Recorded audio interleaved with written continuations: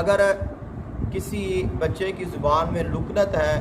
جس کو ہم کہتے ہیں توتلا ہے، اس کی زبان صحیح بول نہیں سکتا ہے، صحیح گفتگو نہیں کر سکتا ہے، اور بعض دفعہ بڑے بھی ایسے ہوتے ہیں جن کی زبان میں لکنت ہوتی ہے کہ بولنے میں ان کو بہت دقت آتی ہے، اور کچھ ایسے بچے ہوتے ہیں چھوٹے بچے کہ جو بہت جلد بولتے نہیں ہیں، یعنی کہ جو ان کی عمر ہے وہ تو باتوں کی ہو جاتی ہے، بولنے کی ہو جاتی ہے، لیکن وہ بولتے نہیں ہیں۔ اور بعض بچے ایسے ہوتے ہیں کہ جو کافی بڑے ہو جاتے ہیں لیکن ان کو صرف ایک دو نام ہے جو صرف ہیں وہ بولنے آتے ہیں، اس کے علاوہ جو بقیہ نام ہے یا باقی جو باتیں ہیں گفتگو ہے وہ نہیں کرتے ہیں، جس کی وجہ سے گھر والے بہت پریشان ہو جاتے ہیں کہ یہ بچہ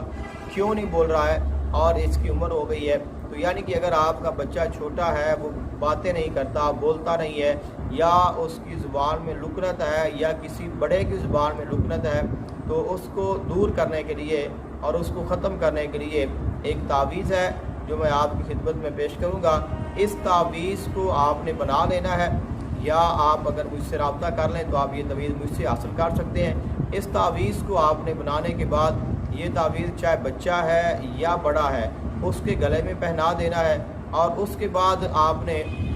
گھر میں شہد ہوگا یا آپ اچھا اور جو صحیح خالص شہد ہے وہ منگوا لیں اور اس کو اپنے گھر میں رکھ لیں، اور صبح روزانہ فجر کی نماز کے بعد آپ نے قرآن مجید فرقان حمید کی آیہ مقدسہ وَاحْلُلْ عُقْدَةً مِّن لِّسَانِي،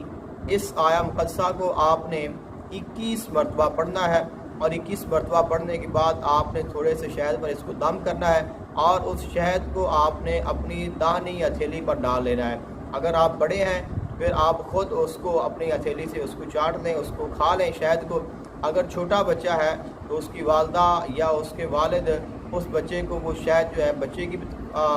ہتھیلی پر لگا لیں یا اپنی ہتھیلی پر لگا لیں، وہ شہد پر یہ آیہ مقدسہ 21 مرتبہ پڑھ کر اس بچے کو روزانہ کھلاتے رہیں۔ انشاءاللہ بہت جلد بچے کی جو زبان ہے وہ کھل جائے گی، بہترین باتیں کرے گا، اور اگر اس کی زبان میں لکنت وغیرہ ہے، کسی بھی قسم کی پریشانی ہے، تو وہ ہمیشہ کے لیے دور ہو جائے گی۔